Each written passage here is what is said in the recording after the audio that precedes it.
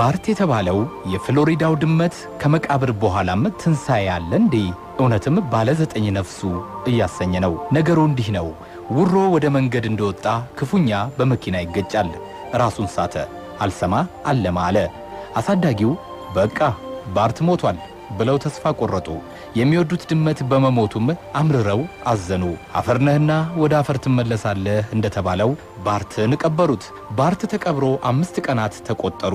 በ5ኛው ቀን ውሮው መቃብሩን ቧጦና ቆፍሮ ተነሳ። ለካስ አሳዳጊው ባርትን ራሱን እንደሳተ ሞቷል ብለው የቀበሩት በሕይወት እያለ ነበር። ውሮ ከመቃብር ቆፍሮ መውጣቱ ጉድጉድ እያሰኘ ነው። ባርት በመኪና ግጭት ከደረሰበት የፊትና የአጥንት ስብራት እንዲያገግም የእንስሳት ሐኪሞች እየረዱት ነው። በመኪና ግጭት ከደረሰበት ጉዳት ውጪ በመቃብር ውስጥ ለቀናት መቆየቱ ምንም እንዳላደረገው ምስሉን ጭምር ገጭ በማድረግ እኛን የገረመን ይግረማችሁ ያለው ስካይ ኒውስ ነው።